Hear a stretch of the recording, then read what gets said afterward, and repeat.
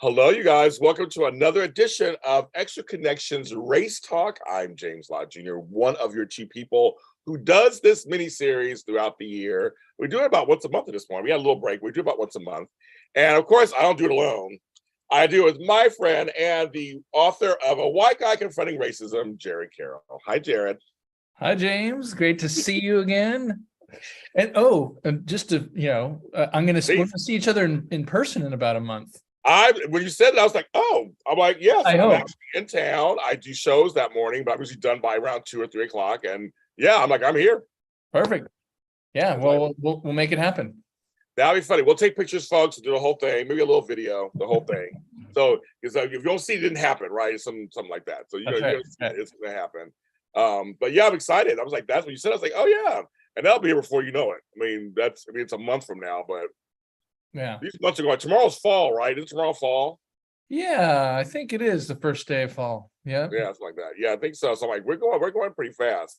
How's up there in the Bay Area? Because it's been hot as F down here. It was hot as F up here for a while, and then it rained Sunday night, which was a nice little kind of break. And yeah, it's good. Things are good.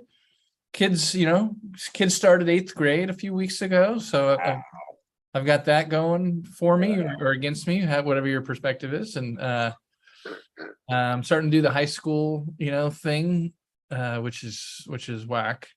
That I'm going to have 2 high schoolers next year. But that is crazy. That is crazy. Yeah. I'm going to ask you this question before. I'm going to do my list, folks, and all that in a second. But I want to ask you a question related to them. How did you choose what school they go to? Because I mean, you're such a guy who's in tune to the universe, and it's the Bay Area. How did you choose their schools? Yeah, well, so elementary school, they went to the local public schools. That was pretty easy. For middle school, we chose an independent school, actually, where I used to teach. I think or people probably heard me talk about it. I used to teach 6th grade humanities, and I taught a social justice curriculum. So this school in Oakland is very, it's a social justice orientation. K-8, the head of school is a Black woman. The head of the middle school is a Black woman. They have gender justice. They have affinity groups. They have a Jedi, I think they call him, person at school who leads stuff. So, so they're there. They've been there. This is their 3rd year, 6th through 8th grade. So for high school, not sure. That's what we're going to start exploring. Actually starting tomorrow night, where there's an open house and we're doing like a high school thing. Yeah, but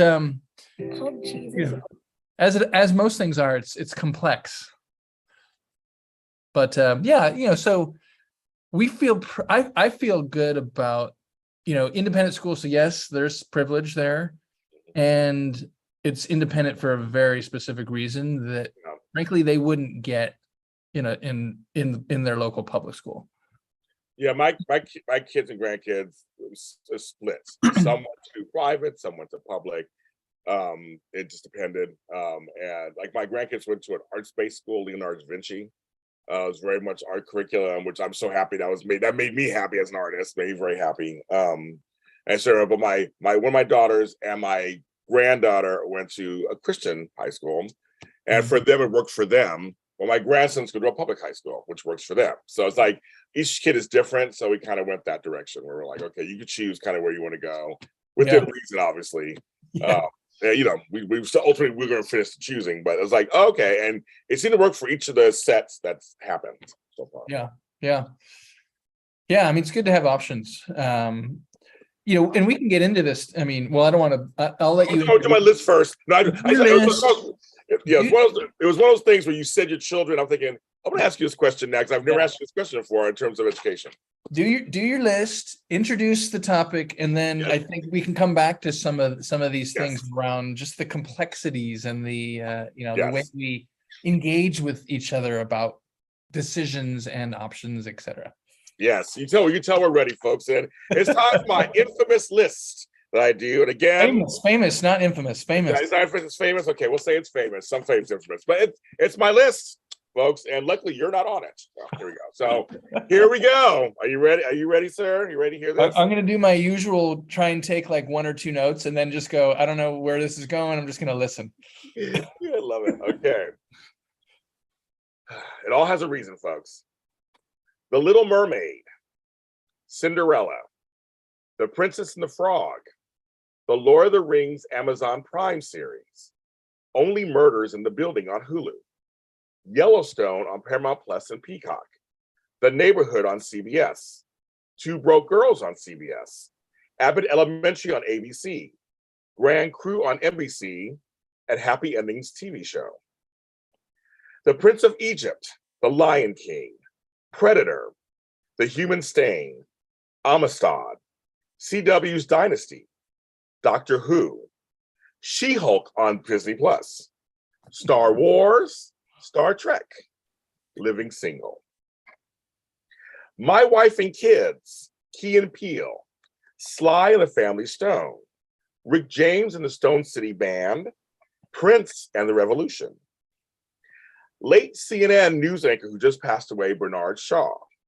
60 Minutes, Nana Cherry, her brother Eagle Eye Cherry, Craig David, Serena Williams, Arthur Ashe. Benson, the TV show, Soap, the TV show, Mary Hartman, Kids in the Hall, Coming to America, 48 Hours, the movie, In Living Color, the TV show. Mariah Carey, Alicia Keys, Comic Relief with Whoopi Goldberg, Robin Williams, and Billy Crystal. The movie Imitation of Life, South Pacific, The Wedding Banquet movie, Easter Sunday movie, Metrosexuality, the British TV show, EastEnders, the British soap, Ms. Marvel, Bend It Like Beckham, the movie, The Spice Girls, Ice-T and Coco, Saint Elsewhere, Chicago Hope, ER, Grey's Anatomy, Scandal, The Bad News Bears, Little House on the Prairie, The View, Dancing with the Stars, American Idol, The Voice, Big and Rich, Cowboy Troy, Shania Twain, Kane Brown, Little Nas X, Kevin Aviance, RuPaul, Pose, the TV series. We Need to Talk About Kevin, the movie, Caswell, the B-52s. Oakland, California, South Side of Chicago, Atlanta, New York City, South Central Los Angeles, North Miami, New Orleans, El Paso, Texas, Kansas City, Kansas, and Kansas City, Missouri, East St. Louis, Baltimore, and our nation's capital, Washington, D.C. As always ask you what your thoughts are, just from general thoughts from hearing all of that. There's a Black theme, especially in the cities. I would think. I don't know all those necessarily, cities, but I know that they have large Black populations, or the neighborhoods or the parts of the cities. Some of them do. East St. Louis, North Miami, Oakland, although not as much as it used to. No, not as used to be. Yeah. Thanks to people like me. Yeah. Yeah, but next topic. Gosh, I've stopped trying to guess, James. I like hearing it and going, oh yeah, I've heard of that. Oh yeah, I remember that. You chuckled at a couple things. Like, oh, okay. I remember Kids in the Hall. I was watching some Kids in the Hall. They did some music skits that were pretty fun. Oh yeah, they're great. Bass player, nobody loves the bass player. Yeah, exactly. Yeah. And then the guy did like the folk music thing where he's like singing and he breaks the strings, then he smashes the guitar. Like there's some funny stuff. Yeah. But well, one of the things there's two things in the top three things I started with that actually is the impetus of this conversation. One of them is Little Mermaid. Mm-hmm. I don't know what you've heard or not heard, but they released a trailer on D23, which is Disney's famous day when they release all these releases. They released a bunch of trailers to Star Wars stuff and all stuff. And they released a trailer for Little Mermaid, and Chloe Bailey is playing Little Mermaid. The problem is I say this with tongue in cheek, she's Black. So that's caused a story. Talk about that in a second. Lord of the Rings, the new series, the something of the ring or the catch of the ring or whatever it was called, the ring, something whatever going on, got criticism because there's some brown hobbits and elves apparently in it. So there's a problem with that too, apparently. She-Hulk is too female friendly. It's a female show by a female person. I don't understand what that means. There's a lot of some of the things I mentioned. There's been some criticisms that from the extremes are coming out and almost taken away from the focus of like the actual thing. And that's what I was like, how do we, as you saw the title, find middle ground in a sea of extremes? It's like, it's just, we got so many things being thrown at us on social media or online or in the news does it too, where they hype things up and suddenly it's like, well, Cinderella, I mentioned Cinderella, which celebrated an anniversary recently, the one from the Brandy Cinderella, with Whoopi Goldberg and Whitney Houston, very multiracial cast, no one said anything, that was like, what, 25 years ago, versus now, there's too many elves in the Lord of the Rings, the Middle Earth, or that sea creature is brown. It's like she's a mermaid. It's not for real. I mean, like, it's not a real person. So there's a lot of me personally, I'm sitting in the middle going, that's crazy talk. That's crazy talk. Like, I feel like I'm a rational person going, but that's not even the Black part of me, just like I'm a rational person. It's a sea creature. It's a sea creature. It's a mermaid. Yeah. Gosh, James, where to begin? I know, exactly. Where do you go from there, Karol? Well, so for me, I'm glad I like your framing of tonight's conversation around this middle ground. And I think, we've talked about this a little bit. I'm a big, not so much as a religious or even a spiritual kind of perspective, but as a philosophy on life. Like I appreciate Buddhist philosophy and the whole idea of the middle way, right? So, Buddha's story, he was this prince, and he'd never been outside of the palace grounds until he was like 29. So imagine 29, he's just lived luxury and servants and everything, never seen anything bad, poverty, disease. Right. And then he goes outside for the first time and he sees all this shit. Oh yeah. And he's like, my Lord, like, what is that? And then, my Lord, that's nothing. And they're trying to hide it from him, right? Because it's like, no, I want to see.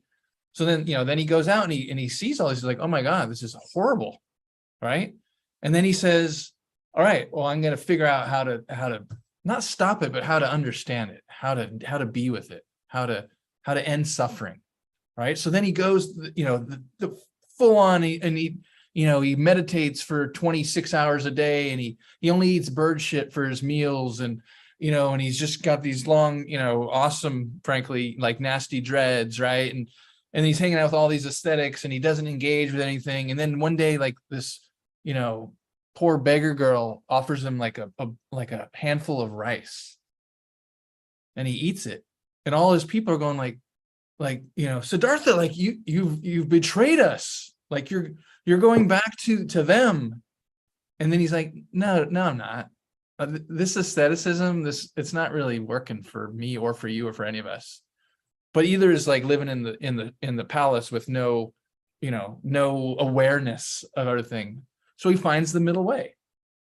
And I think that's in my perspective, like a perfect analogy to like what we're talking about. And so to bring it to like, the Little Mermaid, how do we, meaning you, me, people who care about this stuff, who have some sort of influence, whether you in the media, me in corporate spaces, whatever our spheres of influence, how do we recognize the absurdity but not ignore it, but not, really engage and say, hey, just so we all know what we're talking about, this is absurd. So what are we going to do about it? And just kind of normalize that it's absurd, but not get into like this spiraling, devolving argument with it. Because that's what happens. People rightly so get so pissed off, or just like this is like I don't even know what the word is, right? And then you get drawn in before you realize that that's actually not going to go anywhere, and it's not going to evolve the conversation. It's not going to change the dialogue. It's just going to get into this spiraling devolution trap that's not helping. So anyway, that's my high level intro. I'm sure we'll get into all kinds of details and nuances and examples. It's funny because, again, how do we, because I like that also, how do we get there? Because nowadays it's hard to get there. It's like, because everyone's so busy fighting the way we're fighting, that becomes that's a common thing in personal life. So you know how you get those where suddenly you're talking about, well, notice the way you said it to me. Well, what was the original fight about? What was the original topic? We don't even know anymore, because now we're fighting about the way, well, I can talk to you however I want to. No, you can't talk to me however you want to. And I can talk to you however I want to. I'm an adult. I'm an adult too. And then all of a sudden it's like, we were fighting about the dishwasher was not on when I came home. Like, that's what we were talking about. But now that doesn't even happen because we're so busy fighting about the way you said it to me. Not saying it's not, but then like you're saying, not saying it's not important to how you treat somebody and how you communicate, but you get caught up in that spiral of that so much that you forget that you still need to wash dishes. Yeah, I agree. And I think the challenges, especially for people like politicians and, you know, high visibility, whether they're in media or, you know, athletics or music, you know, whatever, is like this recognition that people are watching us. I don't know if I count in that in that realm, but you know, like, it's like, hey, people are watching us. They're expecting us to have a strong opinion and a strong point of view and to fight. Because if we're not fighting, then that means we don't really care. Yes. And if we don't really care, then what, you know, then you're just a big fake. And, you know, then screw you. And then it, you know, and so how do we speak with conviction and clarity, but also with like an invitation for dialogue, knowing that a lot of the time it's not going to happen.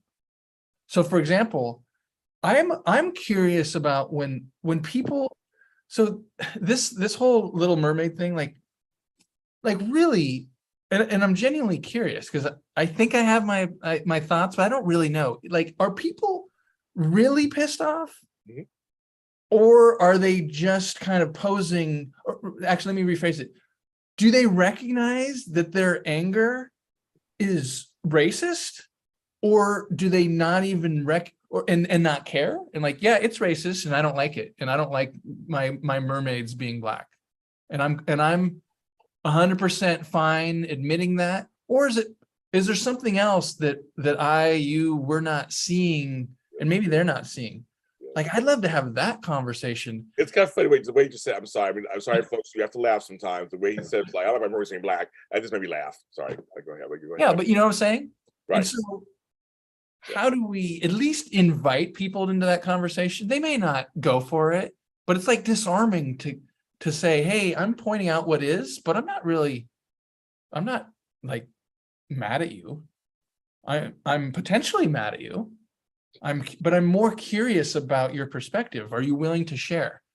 Now, some people might, you know, a lot of people won't bite. They won't go that route, especially if they're a politician or, you know, they're not going to have that conversation. They're going to spin it and they're going to, you know, whatever. But I think if we can model that, more people, maybe not in the moment because it's too vulnerable and it's too risky, but I think more people like, oh, okay, so you can stand for something and you can speak with conviction, but without also being an asshole. Oh, okay. I didn't know you could do both. And to me, that's like the middle ground. So I want to go back. You bring up a really good point. I mean, that's why I love talking to you. You bring up good points. But this way you said that I don't like my race black. And this way just made me laugh, me chuckle. Sometimes you gotta laugh at racism sometimes. You gotta laugh at it. My thing is, that's a very good question, because I always call there's some faux outrage that happens online. Mm-hmm. Folks just jump on the bandwagon to get attention. We know that happens. But for what I'm seeing, that's a good question. I would have to ask each person who brings this up, but there are white folks. So it's white folks, nobody else. It's white folks going, no, she's supposed to be white with red hair from under the sea. I mean, I'm laughing because it is absurd. Totally. Seriously, they're like serious. Like she's I'm getting the giggles because it's like she's under the sea and she's supposed to be white with red hair, and I'm like, and so because black people, let alone black fake mermaids, don't swim, right? I mean, right. everyone knows that. I made that joke too, actually, kind of. Yeah. My black friends. There's just now I'm getting the giggles. Okay, James, pull together because this is really absurd. When you think about it, I mean, we're talking about this, but you're right, but it is serious enough on some level to like. There's something behind it. I'm chuckling. We're laughing because it is absurd to us. We see what it is, but there are folks who really, I think, out there who really grew up with The Little Mermaid, because it's been a long time. It came out in the late 80s. They grew up with The Little Mermaid, and she was a white girl with red hair. That's their little, and people love Disney. You know that. People love their Disney shit. That is like that's what she is. And because they're bringing up examples, they were like, wait a minute, Pocahontas was for real. Mulan was Chinese. That was actually as of Chinese descent. Tiana, Princess of the Frog, was black, and it was jazz. It was of the Louisiana jazz, New Orleans. I mean, like, though you can't use those as examples. Like, those are wrong examples. They wouldn't make them white. They wouldn't make that one. I mean, like, it just wouldn't. It's like this one literally had no race. You know, Ursula, the sea creature who was like evil. They have black folks playing her, and that's okay apparently. I mean, because what? Because she was purple. I mean, like, well, I don't so know. To me, like, okay, we know that there are people who unabashedly believe in, call it replacement theory, or like, yes, seriously, genuinely, honestly believe that white people are being erased, are being erased, are under threat, are being replaced, whatever. And like, there are people that genuinely believe that. I'm not saying it's right or that I agree. Right. No, but I'm just acknowledging that there are people. Then I think, but that's, I would say, the average person, I think, this is my hypothesis, who is upset that The Little Mermaid is black, they haven't devoted their life, or a large portion of their life, to believing that. So I think a more interesting and actually important and relevant conversation is, can you tell me why you're upset? And just let them articulate it. Let them tell us what they're upset about. And maybe, it could be, well, I mean, it's like, what was it? Megyn Kelly with the whole 545, who knows? Yeah. Like, Santa Claus is just white. He just is. And that was like her argument. Like, Santa Claus is just white. Jesus is just white. It's like, right. Well, yeah, because that's how it's been portrayed in your life, in my life, in our life. Yes, exactly. But that's not an argument. He just is, like. and so, as in Jared, that's not an argument. But that's how things are done, Jared. I was like, what the fuck are you talking about? So I'm wondering if I don't know, I'll be 50 next year. If I'm a 50-year-old white man and I love Disney, and I've been watching these things for 40 years since I was a kid, and I just, I'm really, the characters and their identity are a part of me, and all of a sudden the mermaid's black. Like, is that a thing? Like, I'm just not used to it, right? And or is, like, that's not okay, that you took that away from me, right? And so, with the theme of like this of tonight, like, how do we have these discussions like in the middle ground, rather than going like that's what you think. Well, if I accuse anyone of like thinking that, they're most likely going to deny it or defend it, something. But if I just say, here's what I think might be happening, is this true for you?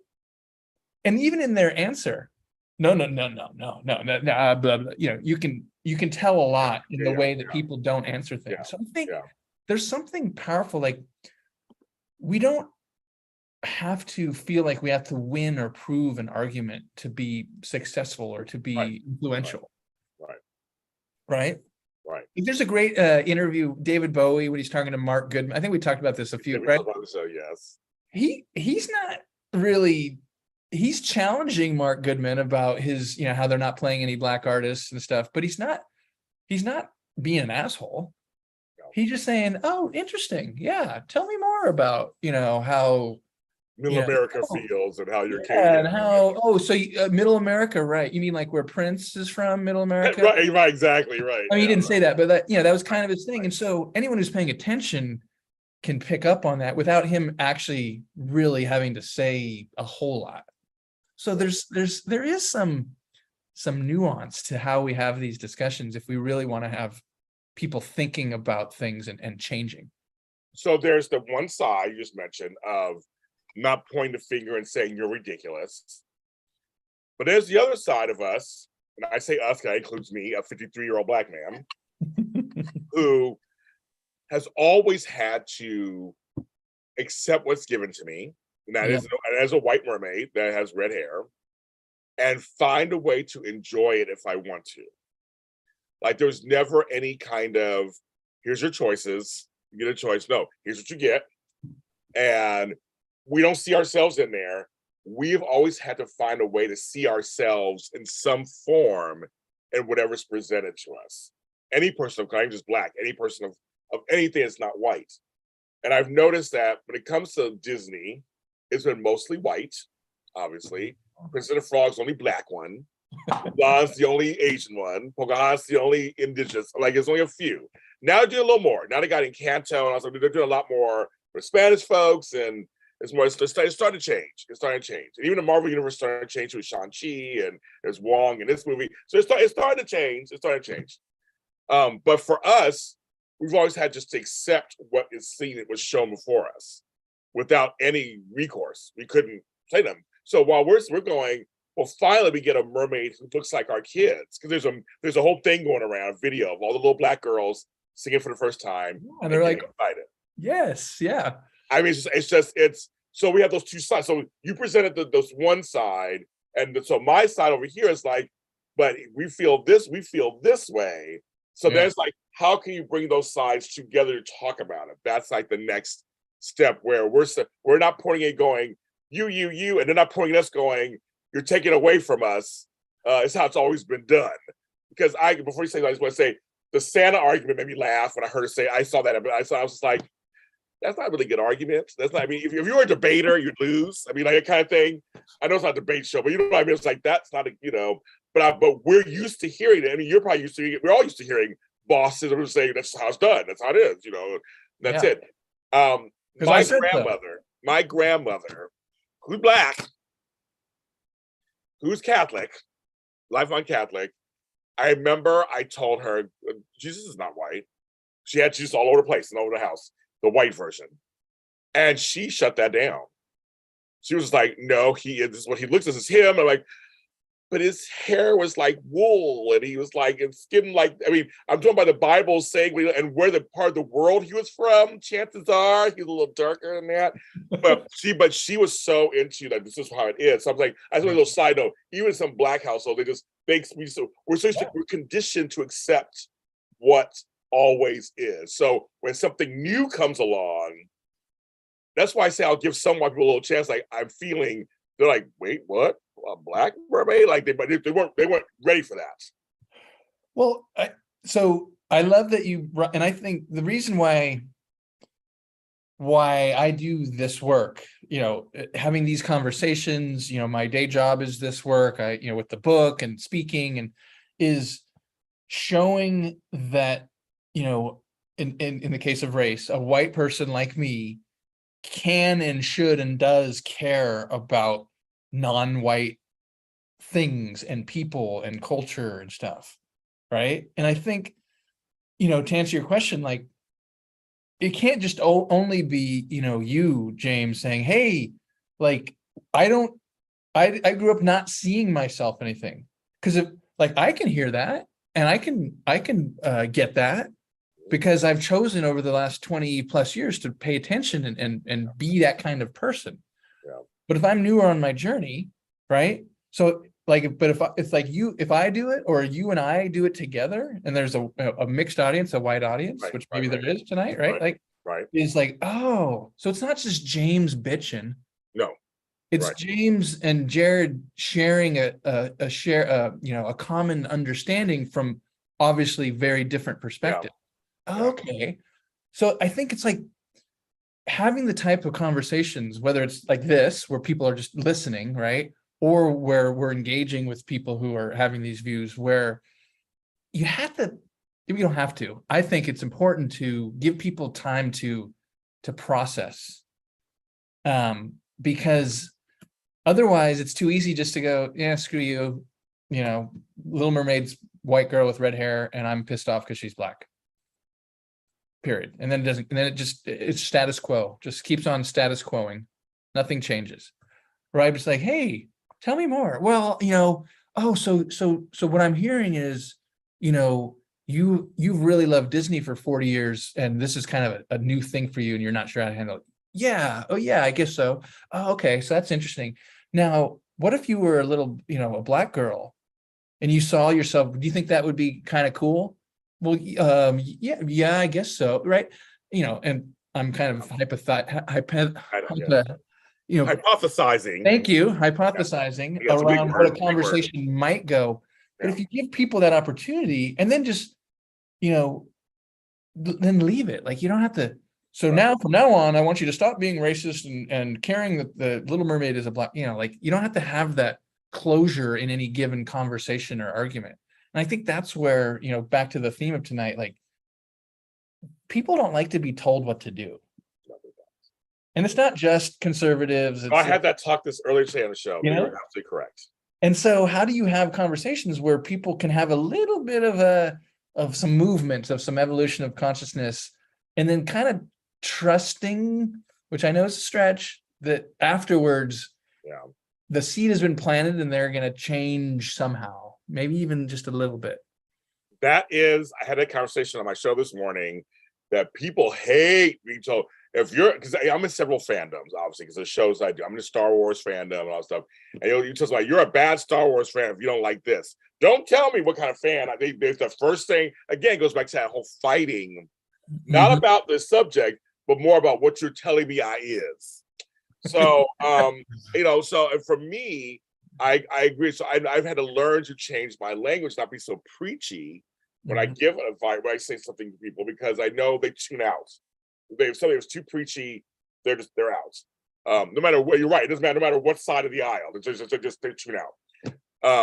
Another thing that's really interesting. Go ahead. Unless I 98% agree with that. And this is an art I think I'm always in the act of developing and improving. How can one, and it obviously depends on your role. Like, you have a great role because you're in front of the camera and you're in media and you're like a personality, so to speak, right? Similar-ish to me, more in a corporate setting. I'm leading sessions. People are listening to me and looking to me to provide, answers and stuff. Yeah. So how can we not be preachy, but speak with conviction and say, here's what I want us to think about, but also simultaneously with an invitation. So it's not just all like kumbaya, passive, like Right. It'd be really cool if there was no racism. It's like, hey, this is a problem and we're contributing to it. And I wanted to invite us to discuss it about how we can change it. Right. Stop for a second. Yeah. I got to do certain thing I do because it's on TV. I want to thank everybody who's been joining us. And we have people are hitting the like button, which is, thank you so much for hitting the like button. That's very nice of you. That means you're enjoying our discussion. We're talking about a serious subject. We're having little jokes and laughing here and there, but it's a discussion that we need to have. We've been on for 33 minutes and folks are liking what we're talking about. And High Eyes Only came to chat, people in the chat room. So thank you for being in the chat room. If you have any you want to comment on what we're talking about, please do. Also help the channel. I have a Cash App up. Super chats are enabled. Help the channel stay afloat. I gotta say this stuff now because things have changed. I've taught you last. Things have changed. Like I gotta say things now. But yeah, thanks for being here. Okay, sorry. If you remember what you were talking about, you can go back to your points. If you want. No, I think that I wrapped it up just in time for you to give your PSAs. So yes, I gotta do these things now. Okay. So like, for example, we have the Little Mermaid situation going on, but it's something that's similar. It's also a thing that's happening out there in Hollywood. People are getting upset. The whole erasing of race. Lord of the Rings. They have a new series on Amazon Prime. I saw the first episode. It was decent or whatever. But there's some brown hobbits and brown elves, and And so people were saying, now it's too much diversity casting. I'm hearing that now, which are like, they're being too woke. That was the same thing happened with She-Hulk. She mentions female issues a little too much. Well, it's a female-led show about a female Hulk. How can it be too many? I mean, like, so I'm those two shows I bring up, for example, they're two new supernatural, one's superhero, one's fantasy, sci-fi, whatever you want to call it. And again, we're putting the stuff on a green woman and on elves and hobbits. They're not for real. So my brain just goes, I must explode, because I'm at first, I mean, I admit this to everybody, but I hear I want to explode. Then I go, okay, what's the deeper issue? And it's the things that I almost called you Brad for some reason. That's some white name, I guess. Jared. I don't know why I said Brad. Who the fuck is that? Jared talked about in our last segment, is that people, I think, are so used to seeing, again, I read the books, J.R. Tolkien books, and the books, they just were whatever. But I saw the movies. I don't know, like believe you guys out there saw the movie. I saw the movies. Yes, most of them are white. Okay. But things have changed. And I feel like, I guess people are afraid of different. They see the same. And they're being afraid they're being erased. And I feel like this whole replacement, racism, all this stuff that's happening, as a Black person, we're like, you guys are crazy. But I'm looking at going, no, there is some fear in there somewhere. They're so used to seeing themselves represented in everything they never had to think about it ever, that this must be strange. Yeah, when you're used to privilege, equity feels like oppression. There's, so that's some quote out there. You can Google it, and I'm sure I don't know who said it, right? But that's what's going on here. I remember this was like 15 years ago, James. My ex-best friend, who we've talked about before. Yes, remember the room's rooting for you guys to talk one day. I'm like, I don't want them to talk. But the fans in here want you guys to talk. I'm like, I don't think I want them to talk, but they maybe. Maybe we come on the show together and have a three-way conversation. That is hilarious. Oh my God. I'm like, I don't know what you guys talk right now. I'm gonna just sit there. No. Gosh, back in 2007, I think it was, he and his wife, and at the time his daughter was like 2. I hadn't had kids yet. They came up and we had this dinner party at our house. And it was my wife and I and his wife, and then I think 3 other families. So about 10 people. And one of them was close friends who worked with my wife, an Indian woman and her husband. And so she was a physical therapist, and he did something with in government or something, I forgot. And so they had 2 professional, full-time, well-paying jobs, everything going fine. And then on the side, they had been running this Indian online dating service for, I don't know, just years, right? And I can't remember the whole origin of it, if they did it like for community or for money or both or what. But then like once a month or whatever, they'd go to Denver and they'd have a thing and people would meet, and then they'd have this whole thing, and then they'd go to Seattle, whatever, and they'd have these different things. And so we were just talking about it, and my ex-best friend was like adamant that was unfair, racist, blah, blah, blah, all the things. And it was like this kind of awkward thing because, they'd never met before, and we're like, yeah, sorry, I didn't know this was going to happen. But it didn't really land anywhere. But what we were trying to say is like, do you understand? Like because he was saying like, well, what if I wanted to join? He's like, well, you're not Indian. He's like, yeah, that's exactly the point. And so he's like, well, that's unfair. Like now they're Black, and what's going on? And you said something that I have to jump on. I have to jump on this. I have to say this because it does come with this too.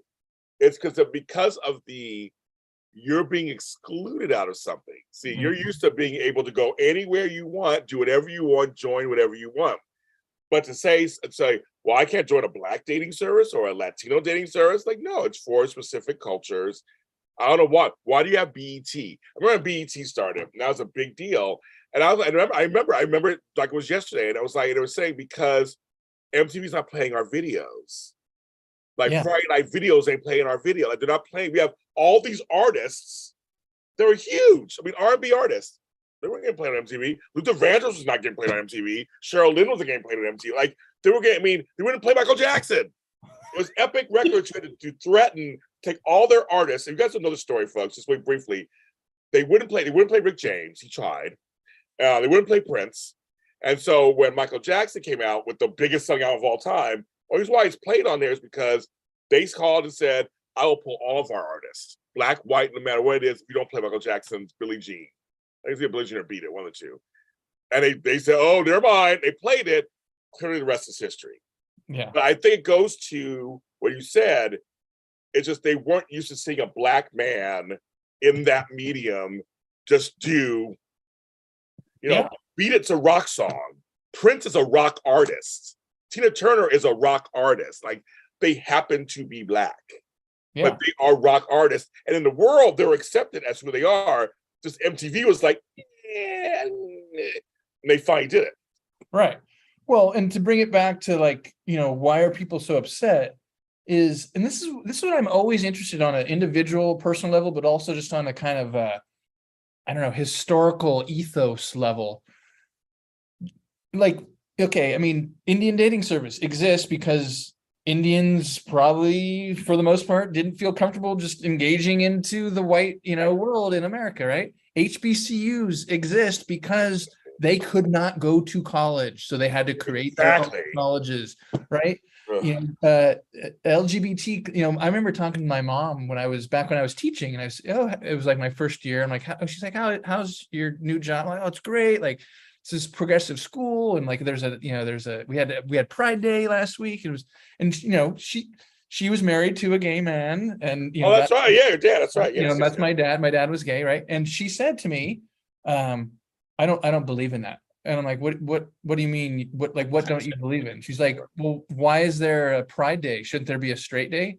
I've heard that. Oh my God, I've heard that. This is probably around the same time as this Indian dating, 06, 07, and I was pretty knowledgeable, but I didn't have the equanimity. Like now you could answer it differently. Yeah. So like, I don't remember what I said. I probably like, Mom, you're stupid, or something like that, which didn't go anywhere. Didn't help any. But right. Now it's like, oh, tell me more about this unfairness. Right. Well, it's like, oh, well, do you understand? Do you think that, gay people have equal access and acceptance?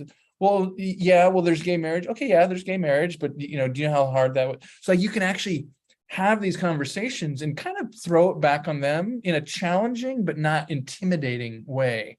Yeah.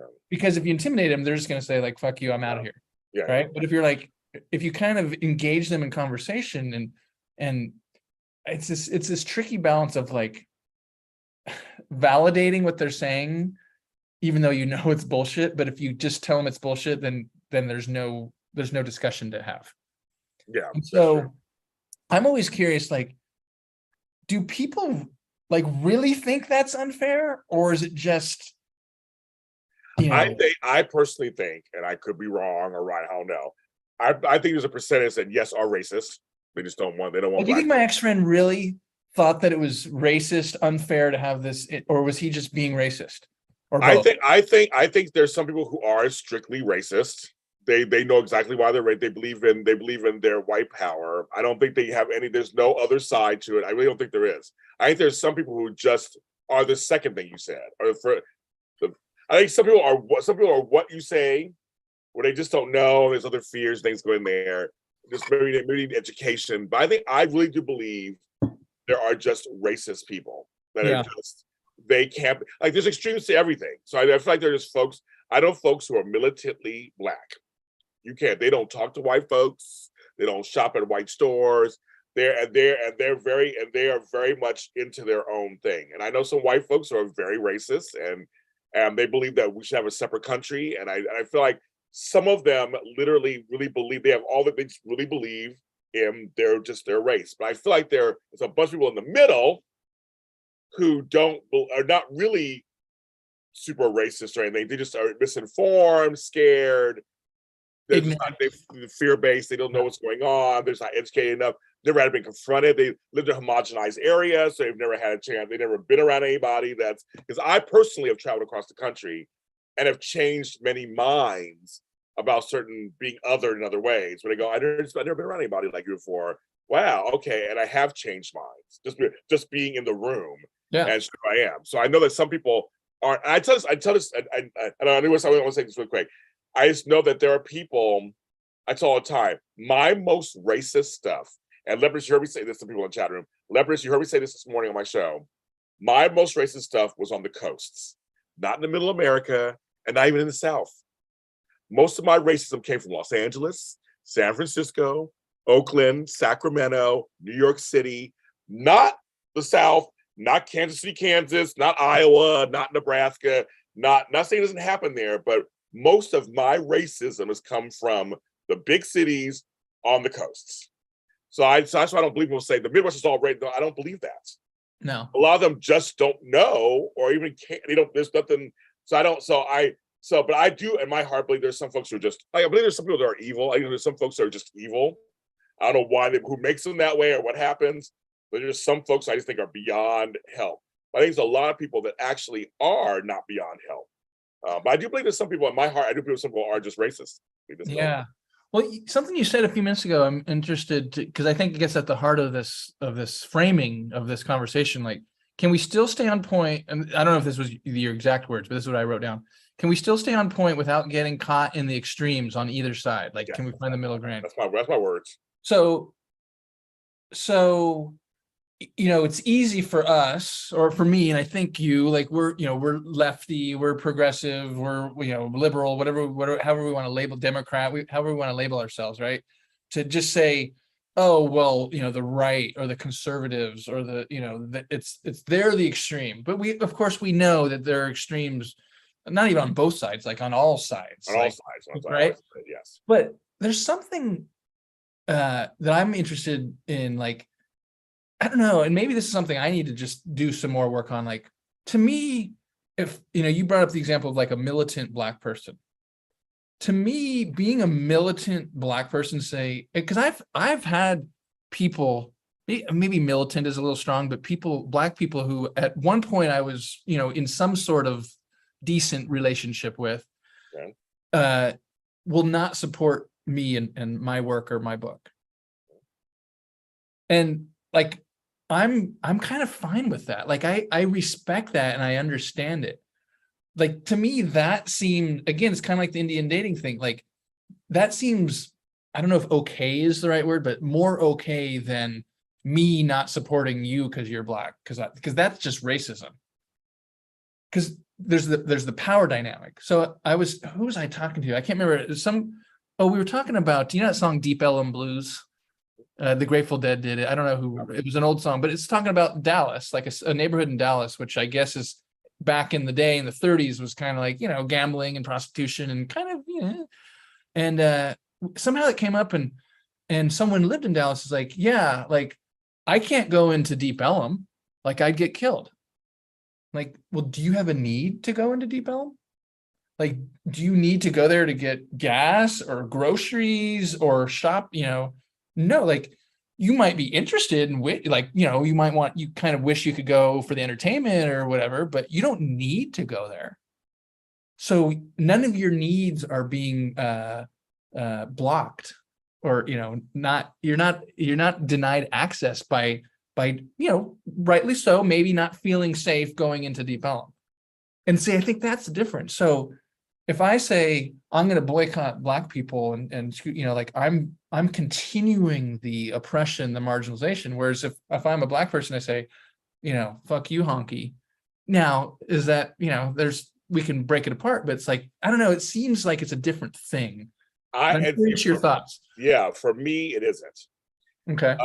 And for me, because a lot of those militant Black folks don't want me either. Mm. So then it's like, so you're sprouting out Black unity, Black power, but it's a certain Black you're talking about, and that's a whole other conversation within our community and in the Latino communities too. The colorism, all that stuff, homophobia. There's a lot that goes into that. It's a whole nother discussion that I would have to bring on some other people for that kind of show. But it happens in Latino and in Black communities, and it's where there's a big joke in the Latino world that Dominicans are the worst about that. I've been to the Dominican Republic, and they're very bad about that. But it's not just them. Mexican parts of Mexico, they don't want to admit that they have African in them.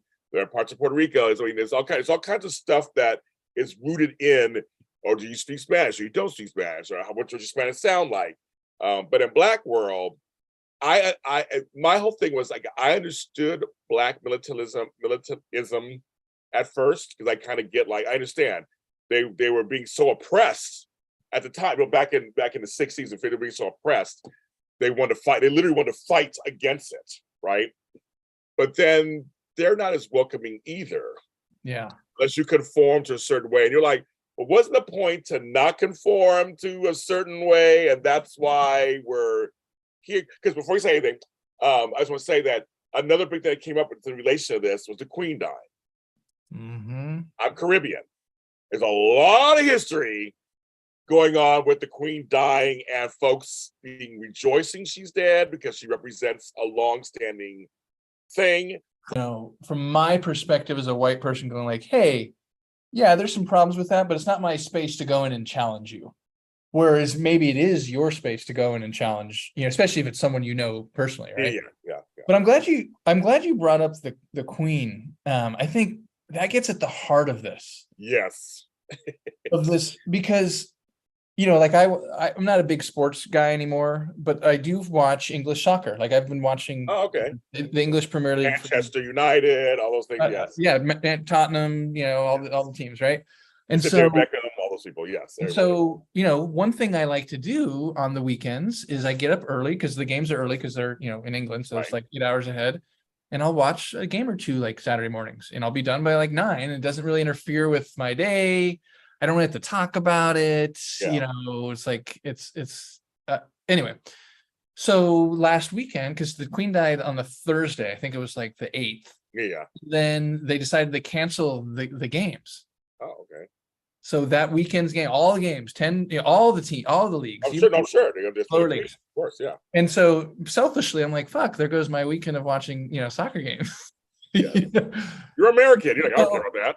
And so anyway, so I was, you know, reading about it and all the things, and you know, there were all kinds of, and you know, I do this work, so I had enough sense to know that it wasn't just like, oh my God, the Queen's dead, like let's all celebrate. But you know, starting to read all these nuanced perspectives, and you know, it's like, okay, on one hand, like, yeah, she's been queen for 70 years, like let's honor her, let's take. But then it's like, so all those people that work at those stadiums, they just got fucked for the weekend by, you know, not having, you know, whether they're vendors or ticket takers. Don't make no money. And then in England, like it's huge, you know, it's a small enough country where every single game they're away fans. So like that's a big plan. You get a plane ticket, and granted, a lot of them just go and get shit faced and you know whatever. But still, it's like, so now 2 days before the game, like, okay, that's out. And it's like, when's this going to be rescheduled? Do I get my money back? Like, exactly. So it had more, you know, to do than just like, oh, the Queen, she died. Let's take the weekend off. Right. And let alone, you know, all the things around colonialism and different perspectives and, you know, people who live in England, you know, to just go, you know, someone like Raheem Sterling, who's, you know, 28-year-old, you know, Black player or now he plays for, where does he play now? Oh, Chelsea. Anyway, it's like, if there's always an and multiple ands. And I think I'm always interested in like, not that I know all the answers, but you know, if someone brings a new perspective to me, it's like, oh yeah, you know, thanks for bringing that back to my attention. I wasn't thinking about that. I appreciate that. She's the Queen, you know, it's always a both and. Yeah, it's you know, and when you mention stuff like, you know, like I said, again, I try to take into consideration. Again, I don't have to do this, but I try to do this because I want to get along with everybody and figure out what's going on and try to, you know, whatever. But I feel like most of the work a lot of times is on me and people like me and not white folks, because it just comes across like, well, I got to be the voice of Black America again. I got to tell them what's wrong. Why do you feel that way? And I do it. I know some Black folks said I'm not doing it anymore. They're done. They're just like, they're done. And I tell them, I never tell them you should do it. I say, I applaud. I get it. There's those of us will pick up the torch and I'll still do it. I'll still do this work. But I get why they're tired. I get why they're just like, because again, we're always having to think of this. Yeah. It's the burden of education, the burden of, you know, emotional burden. I mean, that's frankly why I do the work I do to help, because, and it's not like a savior thing. It's because over the years, I've developed relationships with people who I care about. Yeah. And so not only like reading and learning and stuff, but then yes, all that, and that continues forever, but then also becoming friends with, Yes. people like you, Yes. and caring about people. And then, so it's like absorbing, ideas and stuff from books and movies and podcasts and all the thing, and then observing, like, oh yeah, like James was telling me about, blah, blah, blah. And my friend Amanda was telling me about blah, blah, blah. And she's Black. And my friend, it's like, oh, and like, you start to make connections like, wait, this isn't just theory. This isn't just scholarly, like academic research. Right. This is like people. And that's why I think we need to find ways. I don't have all the answers either. And it might be a person-to-person thing. We have to find ways to get to people who just on either side, who are just so like, we're too woke. You're too woke. You're not woke enough. I'm tired. If I never hear the word woke again, I will not be happier. I'm just so tired. I'm done with that word. It's being used so many different ways to weaponize. It's being used to weaponize. And I'm done. I'm over the word woke. I never used it anyway, but it just bugs the shit out of me. But somehow can we get past the word, get past all of that, and like really sit down and go, why? Like seriously, why are you seriously upset that the Little Mermaid is Black? Or why are you seriously upset thinking that, well, they're all taking our jobs? What jobs are those? Where they take? Everybody has equal opportunity. You actually have first pick usually at most jobs. So like, I don't know what jobs are taken away from you. I really want to know why you. I do want to know why you think that. Like, why are you so nervous or scared or fearful or angry? Why are you so just adamant that we're doing this? We're doing this stuff to you when our side just wants to sit at the table. We've been at the kiddie table for so long. We're trying to get to the adult table, and that's what we're trying to get. And just have a seat. Once we have a seat, we'll do whatever needs to be done, like everybody else. And trust me, we want to be also in positions where we're judged on our merits. That's the whole point. We're not trying to be judged as being Black folks or Latino or Asian. We want to actually get a job because we're good at it. That's kind of what white folks are missing. It's like, no, that's what we want. I don't want to be judged as Black host James Lott Jr. or Black content creator James Lott. I'll be hosted as James Lott Jr. content creator who happens to be Black. That's where I want to change the sentence. Not so much he's the best Black person on earth, host on earth. No, the best host on earth who happens to be Black. Yeah. Well, you bring up I think what you bring up, James, is this idea of like what constitutes racism on an individual and a systemic level. And in my day job, like we facilitate these conversations with clients and groups, cohorts of people in corporate spaces. Like, it's relatively, I mean, yes, there are exceptions, and we know that, but it's relatively easy to say Nazis are bad, KKK is bad, they're racist, right? But what's harder to understand and appreciate and admit to be complicit in is, our executive team for 10 years was all white people. And then, now it's like, instead of 10 white people, it's 7 white people and 3 Black people. And it just feels weird. Right. And they may not say it but that's what's going on. Right. Yeah. And that's just as, if not more racist than, the KKK burning a cross on your lawn. Yes. And so, but it's nice, like Robin DiAngelo's new book is called Nice Racism, right? It's like, and so if I'm in in my example, a corporate space, or take any example, any community space, a religious space, you have versions of that. And I think, we need people like me, like you, to help have these conversations where people start to realize that type of phenomena, because they don't. And then you add another layer where like, and you're guilty of it. It's like, no, I'm not. And then it goes nowhere. It goes nowhere, right? And so, that,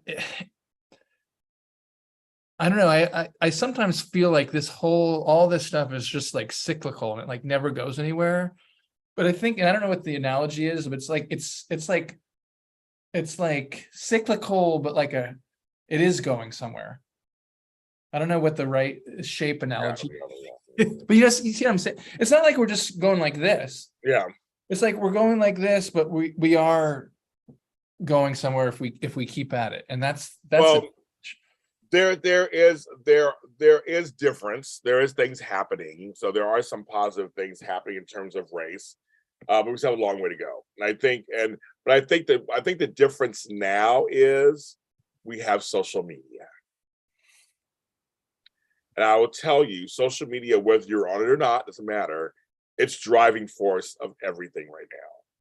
I have friends who are on Twitter, but Twitter is just as popular and just as influential as anything else. Folks who are not on Instagram, but Instagram is just as influential. It doesn't matter. It's like Facebook, they're all still Reddit, message boards are all still big.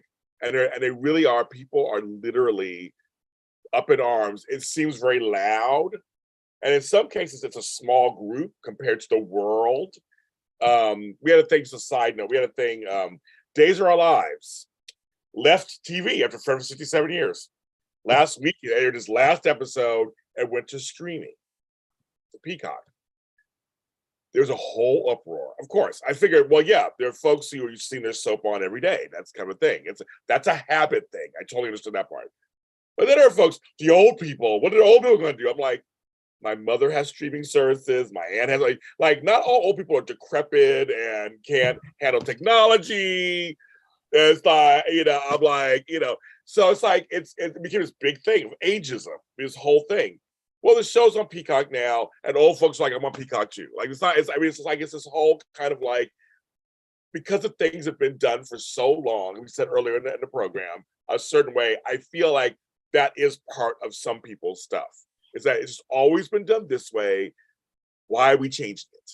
So I don't know why I didn't have this clarity earlier, but do you think then, and we know there are like a lot of exceptions and some obvious, some not so obvious, but do you think the main thing is like with the Little Mermaid and these things, would it be accurate to hypothesize that it is like a habit thing and people are just reacting out of habit and comfort, not even realizing that it's racist? Or is that naive to think that it's not also I think racist?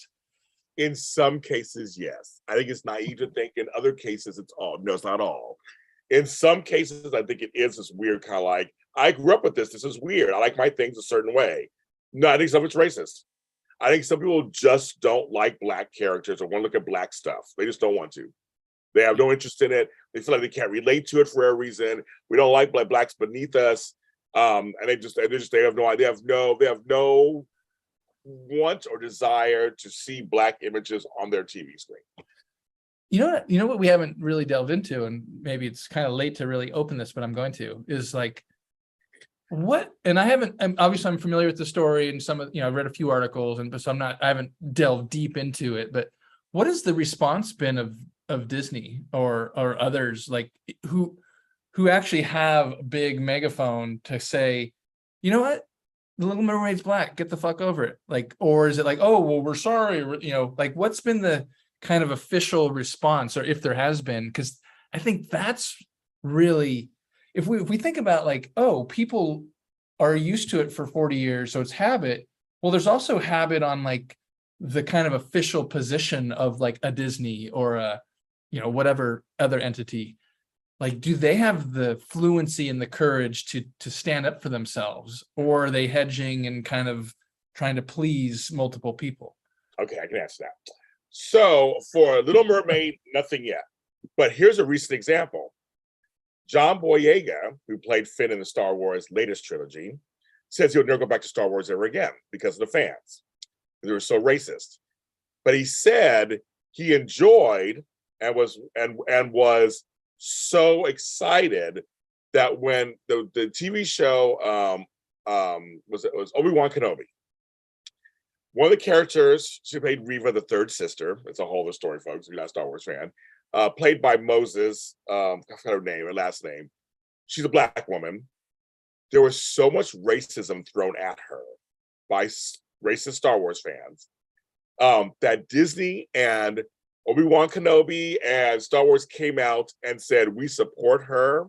This is not what our universe. They gave a huge statement. They gave a huge definitive statement. that they don't support racism in the Star Wars community. I was shocked. I was happy.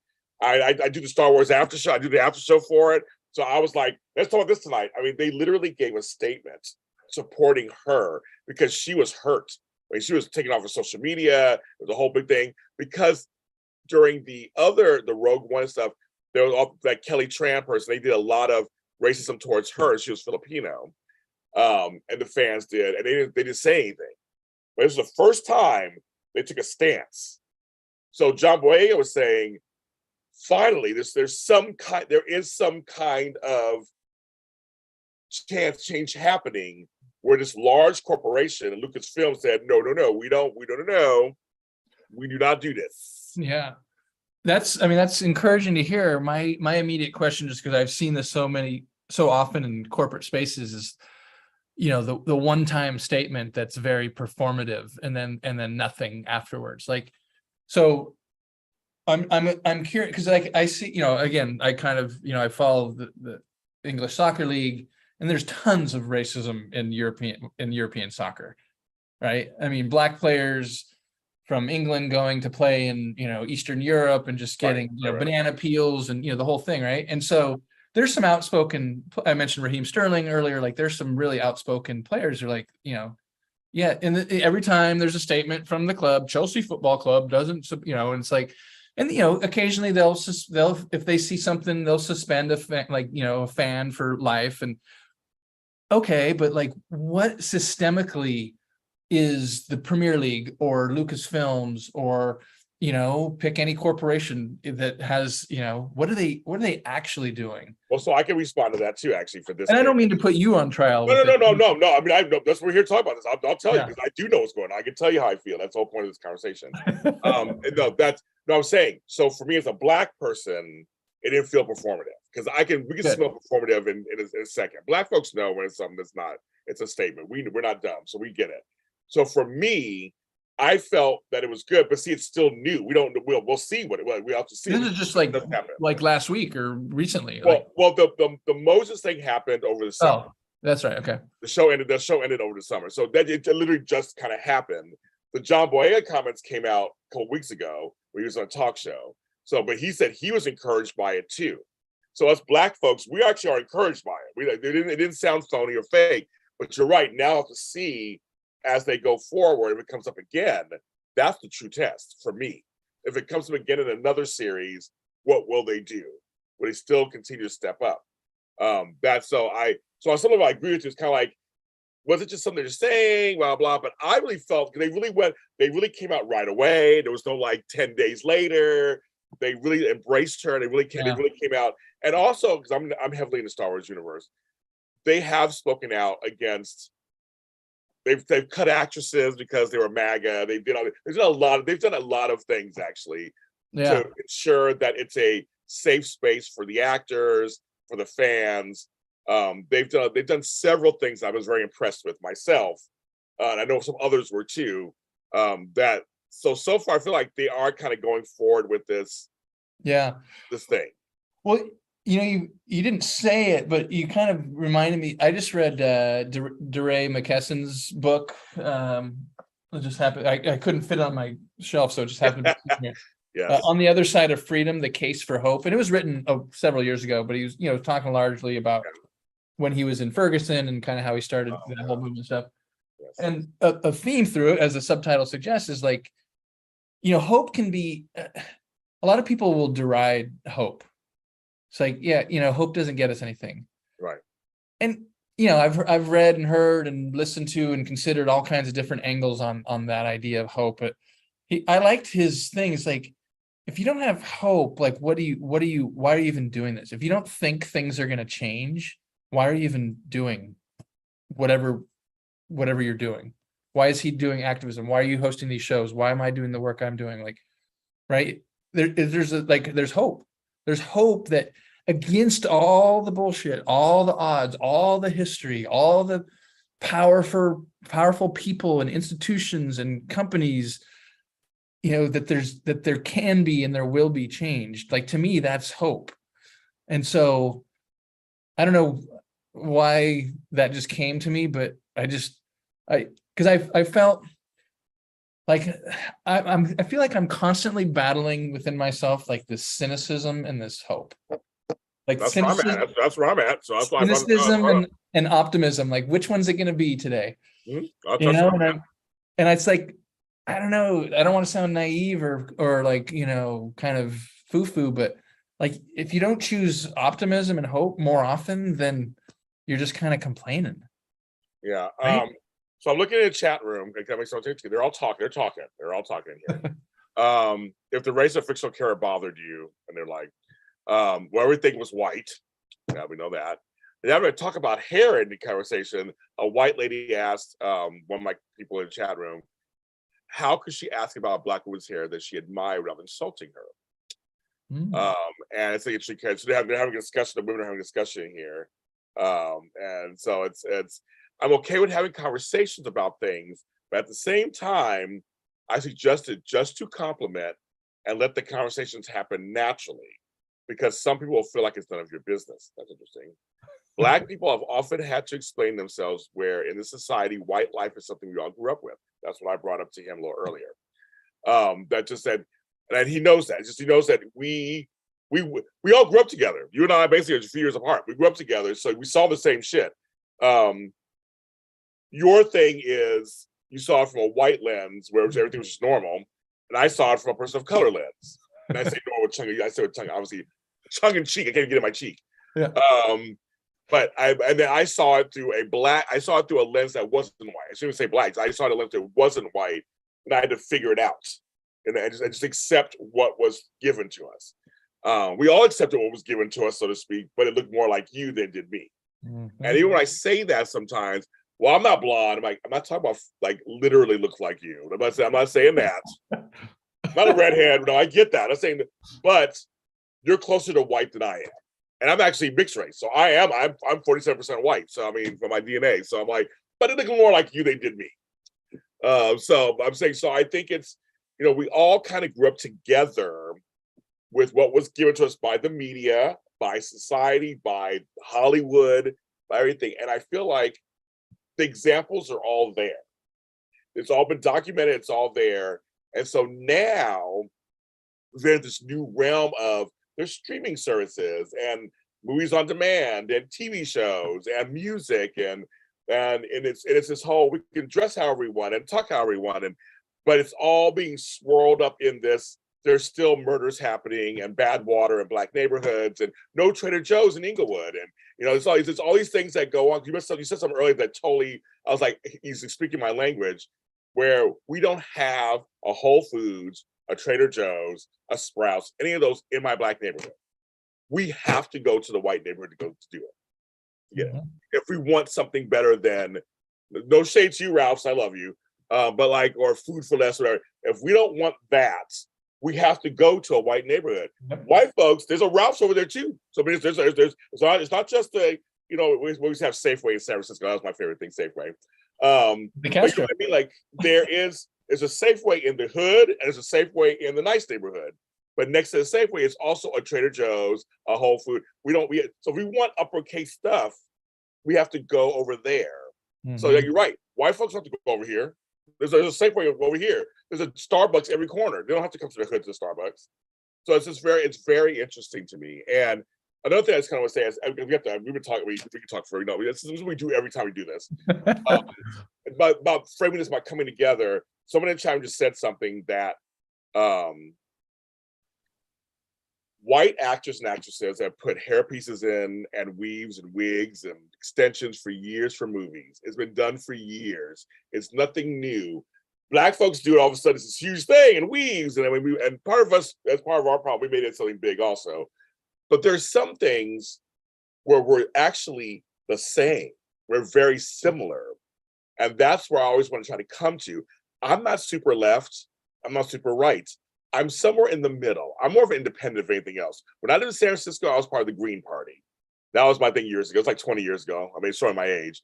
I was like, Green Party. I was onto that. And because I didn't like Democrats. I don't like two-party system. It bugs the shit out of me. But my thing is, a lot of us are that middle ground.